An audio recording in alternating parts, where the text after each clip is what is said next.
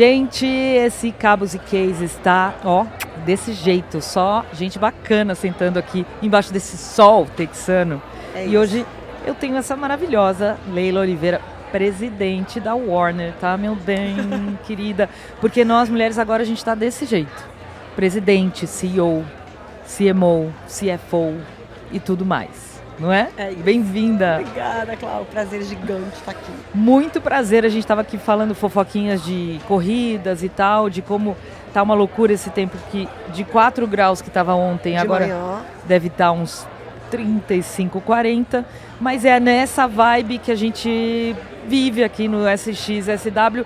E eu queria abrir contigo perguntando, aqui na casa, na SP House, vocês vão trazer um showcase de música sertaneja. Eu queria que você me contasse um pouco da estratégia para a música sertaneja, para a música urbana. Como é que vocês estão fracionando, né, os gêneros e depois juntando tudo, né? E juntando, pois é. Primeiro, obrigada, Cláudia. Obrigada a você. Demais. É minha primeira vez no São Paulo, minha primeira vez em Austin. Uau. Incrível. A Casa São Paulo tá incrível. É muito bacana. É muito verdade. legal estar participando disso aqui. Eu acho que é muito legal a gente ver o Brasil tomando um espaço tão grande num evento tão bacana, que fala de tantas coisas diferentes, com tanta coisa acontecendo ao mesmo tempo. E eu fico feliz demais a gente poder estar aqui falando de sertanejo, com 2 duplas que vão estar daqui a pouco se apresentando maravilhosas, porque assim, a Warner tem uma cultura muito grande de sertanejo com a Continental, com a Chantecler lá atrás. A gente acabou ficando um tempo muito ligada ao pop. À música urbana. E a gente está num comeback, assim. Estão engatando esse namoro de novo. Estamos voltando. E é muito legal ver isso, porque quando a gente começou a trazer esses novos talentos do sertanejo, algumas duplas já mais estabelecidas, alguns artistas mais developing, e cara, a gente tem a sorte de estar num país muito rico culturalmente e de talentos e etc. E quando a gente vem com essa história, a receptividade de todos eles com o que é o nosso legado, com o que são os artistas. Toda vez que a gente fala de um projeto novo, a gente está falando agora dos próximos eventos de sertanejo agora do meio do ano. Circuito sertanejo, tudo isso. Quando a gente fala assim, poxa, mas tem isso, tem aquilo, a gente tem um projeto continental aí andando, e essa conexão dessa nova geração com essa tradição é muito bacana de ver. Muito legal. A gente tem uma tradição incrível, né? De música sertaneja, de música de viola e tudo mais. Muito. E todos esses selos e gravadoras que conectam com a Warner têm esse legado, né? Tem esse legado gigante. Aí hoje a gente estava conversando ali no almoço com o Bruno Denner, com o Cleiton, que estão aqui e tal. A gente falou, poxa, mas vamos fazer tal coisa e tal. E aí tem Leonardo e o Index Soleimões, vamos colocar isso. Então, assim, essa nossa riqueza cultural é muito bacana, é muito legal. E agora saber que tudo isso está conectado com essa galera nova, que também flerta com o urbano, que também a gente teve um projeto agora e a gente está aqui na terra do country, né? Que também é muito gostoso. A gente saiu ontem e aí tá música country incrível, e a gente tem também um projeto de tentar começar a fazer essas pontes, porque eu acho que hoje a audiência e os artistas têm muito isso, assim, a gente sabe da importância das diferentes audiências. Quando a gente vê tanta colaboração sendo feita, mas quando a gente vê tanta similaridade, talvez não tanto, às vezes não muito na sonoridade, mas muito no storytelling, na coisa. E quando a gente olha, acho que ano passado a gente teve um exemplo muito bacana em Barretos, com o Fernando Sorocaba participando do show do Cody Johnson. E o Cody Johnson, quando viu aquela galera toda brasileira, ele falou, gente, isso aqui é a coisa mais louca que eu já vivi na minha vida. Porque eu já estive em lugares muito grandes nos Estados Unidos, em lugares muito grandes na Austrália, mas num país onde as pessoas não falam o meu idioma, numa magnitude deste tamanho, numa coisa tão gigante, com esta conexão, com todo mundo levantando o chapéu e cantando junto com ele o que dava, eu falei, isso é muito mágico. Então, acho que esse poder da cultura, da mensagem é muito bacana. Então, quando a gente vê essa ligação cultural e aí o fato de estar aqui com essas duplas, de a gente ter amanhã uma casa Warner de música regional e tentar ver essas coisas culturais se conectando, como a gente está conectando o presente com o passado, é muito bacana. É maravilhoso. Eu acho que o público do Brasil, nos últimos anos, tem se aberto muito para essa mistura de gêneros, né? Total. Tipo, no circuito sertanejo mesmo, você tem, claro, as duplas cantores, cantoras, sertanejos, raiz ou não, que misturam pop ou não, mas você tem música eletrônica, né? Você vai ter a Loki participando um dia, você tem um piseiro, é uma loucura.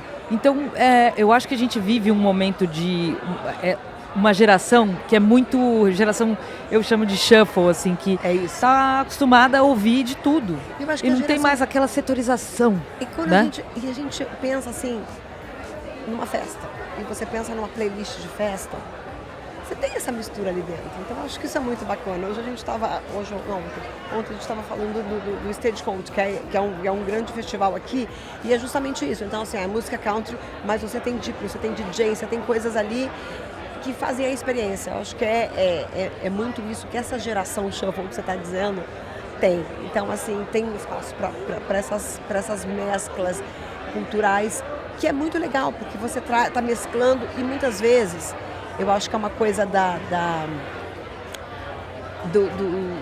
mensagem e do que essa juventude tem para falar e para absorver. E não importa o ritmo qual é muito menos preconceituosa, exatamente. Né? Então, assim, tem tanta mensagem ali em tanta coisa que é muito legal. E aí a gente, outro dia a gente estava falando, a gente tem um artista que é um grande compositor, que é o Thales Arce, ele falou, Leila, quando é que a gente vai fazer aquele camp com a galera do urbano?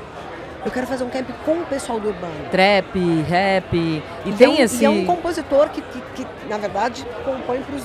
Sim, música sertaneja raiz, ele compôs há muito tempo, mas os grandíssimos sucessos dele são sertanejos. E ele falou, vamos fazer rap, eu quero fazer trap, eu quero fazer urbano, cadê esses artistas urbanos? Vamos montar um camp, a gente vai montar um camp disso. Muito legal. Essas trocas são muito bacanas. E né? Conta dessa casa, você falou desse lugar da Warner, como é que é? Me dá mais... Pois é, a gente abriu agora, a gente acabou, na verdade, ano passado inaugurou o nosso escritório novo, e a ideia é que não seja um escritório, que realmente seja um hub ali de criação, de entretenimento, de música, de artistas, porque a gente tem a sorte de estar junto com a Warner Chappell, onde tem também muitos autores. Flávia, beijo. E a gente, Flavinha, maravilhosa. Flávia César, não está aqui esse ano, mas está muito bem representada. Está aqui representando a gente. Ela tá com o coração doído, que ela mandou várias mensagens, assim, eu queria estar aí. Maravilhosa. Mas está no nosso coração, Flavinha. Total. E a gente tem essa coisa então a gente tem estúdios ali embaixo, então tem o escritório, e tem um monte de espaços, tem um palco e etc. E a nossa ideia é realmente assim, fazer colaborações. Fazer colaboração, a gente trazer, sabe? A gente teve eventos com marcas ali dentro, a gente teve eventos e eu acho que é onde a magia acontece, sabe? Eu acho que hoje a gente tem tanta história para contar e tá tudo tão conectado. E aí, assim, não tem como falar do que a gente tem visto aqui no South by Southwest. A gente estava num painel hoje de gaming, conteúdo e música. E é muito isso, as coisas se conversam, né? E eu acho que existe uma coisa de uma mensagem, de uma verdade e das coisas que realmente fazem a diferença. E quando a gente une, não importa de onde vem. É isso. É aquilo. Eu não posso deixar de, agora no meu crachazinho de WME, perguntar para você, como uma mulher, presidente de gravadora, que é uma coisa, amém Jesus, que estamos vivendo isso. Nada contra os homens, tá? Mas, por favor, mais mulheres na música e nos cargos de chefia, de comando. E eu quero que você me conte quais os planos e se é uma coisa que perpassa aí as tuas preocupações e planejamentos de colocar mais mulheres em evidência, seja nos cargos, né, da tua confiança, seja dar mais luz, por exemplo, dentro da música sertaneja, onde as mulheres já estão criando por si só esse levante, no funk, no rap, onde elas precisam estar mais presentes, né? Que a gente já vê na música pop, as mulheres... O último Grammy, acho que foi um lacre feminino, né, de cabo a rabo, assim, Dolce, Sabrina, enfim, todas elas, Chappell e tal, mas também no Brasil está acontecendo isso, puxado por Anitta, Ivete, Ludmilla, enfim. Mas eu quero que você compartilhe um pouco com a gente as tuas preocupações, planejamentos, se é uma coisa que realmente perpassa aí o teu dia a dia. Eu acho que isso é uma preocupação que tem que ser de todo mundo e é todo dia, sabe? São coisas que às vezes, quando eu assumi, claro, veio aquela sensação de felicidade, de reconhecimento e tudo, mas eu acho que eu senti realmente o tamanho da responsabilidade e o tamanho do que representava e foi o que me deixou muito feliz quando eu vi tantas mulheres que eu conhecia e que eu não conhecia me falando isso, assim, Leila, que máximo, você representa a gente, que incrível, eu tô torcendo muito para que as coisas deem muito certo, porque é isso, você representa, e foi tão marcante para mim. Foi quase uma Copa do Mundo, foi né, você sabe. Eu falei, cara, que coisa bacana. Foi uma sabe? vitória, assim, todas nós sentimos. E aí a gente sente essa coisa e fala, cara, onde? E aí a gente começa a prestar atenção. E se a gente não prestar atenção, e são as ações de todo dia, porque são coisas que às vezes a gente passa.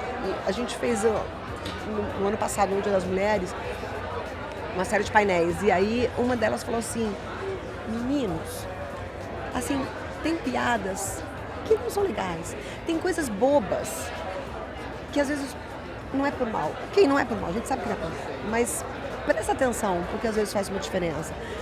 E aí, teve um outro momento muito marcante pra mim, foi quando a gente assinou a Ásica, uma artista de urban, que veio de batalha de rap da rua real. E ela me abraçou, ela falou, nossa, você não tem ideia do que significa pra mim. Tá sendo assinada por uma gravadora, pelo que eu realmente faço, que é batalha de rima, que é rap, que é rua.